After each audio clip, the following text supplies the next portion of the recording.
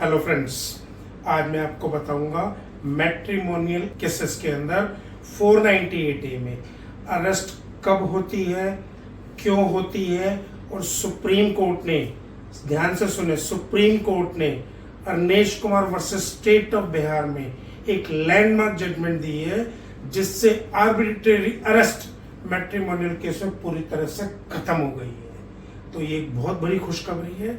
Matrimonial cases में मेरे दोस्त, मेरे छोटे भाई, हस्बैंड्स, उसके माता पिता सब डरे हुए रहते हैं बहुत बुरी तरीके से, लेकिन सुप्रीम कोर्ट ने एक लैंडमार्क जजमेंट के थ्रू वो सारा उनका डर, जेल का डर, बेल का डर, कैसे वो केस चलेगा, सब कुछ खत्म कर दिया है।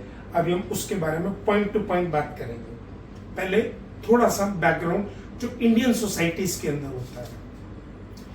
90% केसेस के अंदर मैं अपनी वीडियो बनाने के माध्यम से कह दूं, ये उन लोगों के लिए है जो जेन्युइन विक्टिम है, जो जेन्युइन सफरर वुमेन है। ये उनके लिए नहीं है। जो जेन्युइन सफरर वुमेन है उन पे तो लॉ उनके साथ है, गवर्नमेंट उनके साथ है, कोर्ट, पुलिस, वकील उनके साथ है। लेकिन ये पर्टिकुलर वीडियो उन लोगों के लिए जो फाल्सली 498 में इम्प्लीकेट होते हैं, उनकी आर्बिट्रेरी वे में अरेस्ट होती है। अरेस्ट से बचने के लिए सुप्रीम कोर्ट ने क्या कहा उस बारे में हम जानने की कोशिश करेंगे। अब ऑर्डिनरी वे में 2014 से पहले कोई भी 498A का केस आता था, लड़की काउंसिल में कंप्लेन करा के, FIR करा के कहती कि पूरे के पूरे परिवार को जेल डाल दो। हस्बैंड, माँ बाप जेल में चले जाते, पूरा परिवार खत्म हो जाता था, बर्बाद हो जाता था। इतनी प्रॉब्लम्स होती थी, केस झूठा है, सच्चा है, कोई इन्वेस्टिगेशन नहीं, कोई एविडेंस नहीं, कोई मटेरियल सब्सटेंशियल, कोई ऐसी चीज नहीं है जो ये कह सके कि उन्होंने फिजिकल या मेंटल क्रूएलिटी करी। इन सब चीजों को ध्यान में रखते हुए सुप्रीम कोर्ट ने 2 जुलाई 2014 को एक landmark judgement Arnesh Kumar versus state of Bihar दिया। उसमें क्या हो, अरनेश कुमार एक लड़का था बिहार में, उसकी वाइफ ने 498A का केस उस पर कर दिया था। उसने नीचे की कोर्ट में एंटिसिपेटरी बेल लगाई, कोर्ट ने उसकी बेल डिसमिस कर दी। वो पटना हाई कोर्ट गया, वहां पे भी उसकी बेल डिसमिस कर दी। उसने हिम्मत नहीं हारी, वो फिर सुप्रीम कोर्ट गया। सुप्रीम कोर्ट पहले ही 60 से 70 से 80 से 90 से 2010 से बहुत सारी चीजें लॉ गवर्नमेंट की नॉलेज में थी, लेकिन इस जजमेंट ने पूरा सिनेरियो चेंज कर दिया।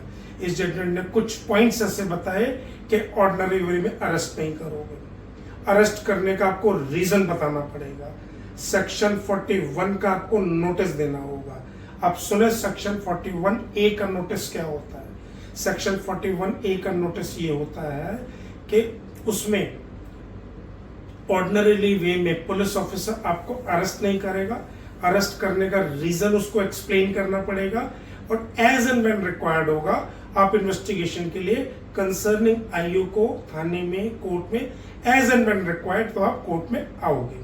वो एक टूल ऐसा सुप्रीम कोर्ट ने बना दिया जिसमें अब अरेस्ट नहीं होती। हाँ, लेकिन पुलिस वालों के पास बहुत सारे ग्राउंड होते हैं जो शायद किसी जजमेंट में नहीं आते, किसी अलग अलग केसेस में आते हैं। पुलिस वाले कोई ग्राउंड बनाते हैं क्योंकि उन्हें अरेस्ट करने के लिए पहले DCP से परमिशन लेनी है, और DCP के अलावा कोर्ट को इंटीमेट करना है कि क्या नॉन कंप्लायंस है, क्या डिफॉल्ट है हस्बैंड का या रिलेटिव्स का कि उसको अरेस्ट करनी पड़ रही है। लड़कियां कहती हैं कि जी मेरे तो ज्वेलरी आर्टिकल इन्हीं के पास पड़े हैं, पुलिस वाले कहते हैं मुझे कस्टडी लेनी है इसलिए अरेस्ट की जरूरत है।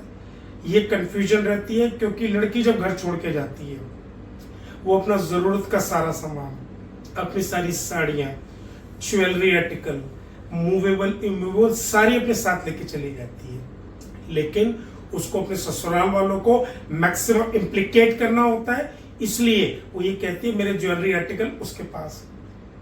अब 2-3 सालों से कुछ घर समझदार हो चुके हैं, उन्होंने उसके प्रूफ इकट्ठे करने स्टार्ट कर दिए हैं, लेकिन कुछों को अभी भी चोट लगती है, बार बार पुलिस उनको बुलाती है, और है किसी स्टेट में बैठे चेन्नई में, लड़की बॉम्बे से केस करती है, चेन्नई से बॉम्बे 2-2,500 किलोमीटर बेचारे जाते हैं, एडवोकेटों की फीस अरेंज करते हैं।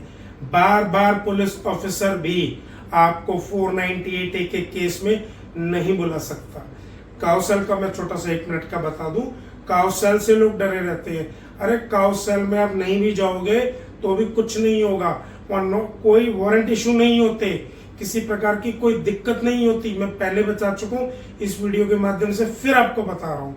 काउंसिल से लोग डरे रहते हैं। काउंसिल सिर्फ एक प्लेटफॉर्म है बातचीत करवाने का। जो लड़की काउंसिल चलेगी दोस्तों, 498A में भी आपके खिलाफ FIR कराएगी। अब आप सुने, 498A में जब तक कोई MLC ना हो, कोई स्ट्रॉन्ग इफेक्टिव एविडेंस ना हो, भले ही ये कॉग्निजेबल है, नॉन बेलेबल IPC का सेक्शन है, फिर भी बहुत सारी चीजें, मोर देन 90% केसेस में ना अरेस्ट बनती है, ना पुलिस ऑफिसर अरेस्ट कर सकते हैं।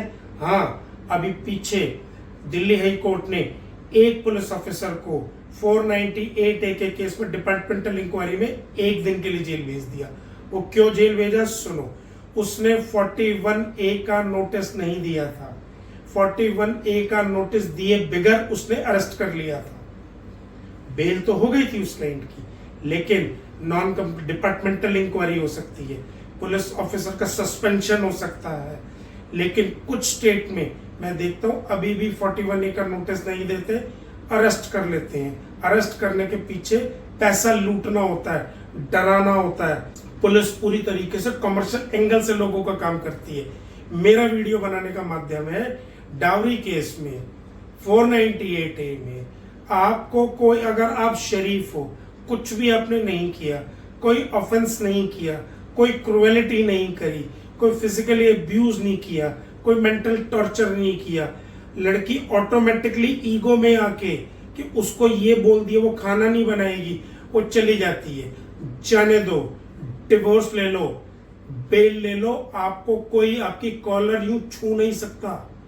एडवोकेट अनिल कुमार बंसल गारंटी ले रहा हूं मैं, गारंटी, कोई छू नहीं सकता आपको।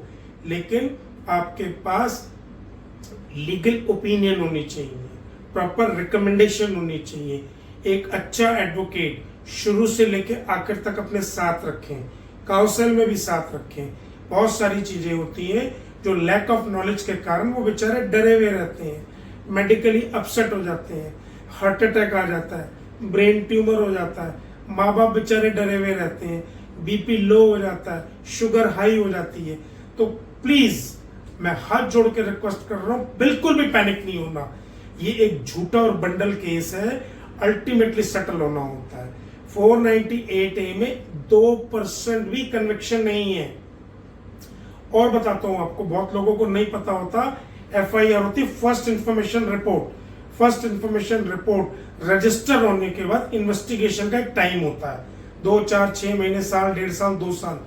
उसमें अगर father in law, mother in law, brother in law, sister in law, ऐसे ऐसे लोगों के नाम लिखवाए जाते हैं जो बेचारे, हस्बैंड की बहन अमेरिका में रह रही है, उसने क्रुएलिटी करी, तो कहीं ना कहीं आप अपने अच्छे एडवोकेट के थ्रू अपनी सबमिशंस इन्वेस्टिगेटिंग ऑफिसर के पास लिखवा के, वो इन्वेस्टिगेटिंग ऑफिसर 498A से जिन लोगों का रोल नहीं है उनकी नो केस मेड आउट की रिपोर्ट फाइल कर देगा। इसका मतलब उनको एलेज ऑफ एक्यूज से, एरे ऑफ एक्यूज से निकाल देगा। उसमें कोई भी कॉम्प्लिकेशन नहीं है, किसी भी स्टेट की किसी भी प्रकार की कोई डिफिकल्टी नहीं है। बस एक लीगल प्रोसेस होता है जो आप अपने एडवोकेट के थ्रू उससे करवा सकते हो। पुलिस वाले भी अब अननेसेसरी FIR में, मेयरली FIR में नाम लिखवा देने से इम्प्लीकेशंस नहीं आती, सिर्फ एक हस्बैंड रह जाता है। हस्बैंड की FIR भी या तो कॉम्प्रोमाइज के बेस पे क्वैश हो जाती है, या लड़की की जब गवाही होती है तो वह क्वैश हो जाती है, या और कोई रीजन होता है, या बीच में कोई कॉम्प्रोमाइज हो गया, या केस इमेच्योर है, केस डिसमिस हो गया, चार्ज भी उड़ जाता है। लोग फटाफट FIR आने के बाद कहते हैं सर 482 क्वेश्चन लगा दो। अरे रुक जाओ, क्या पता तुम्हारे खिलाफ चार्ज ही ना बनता हो।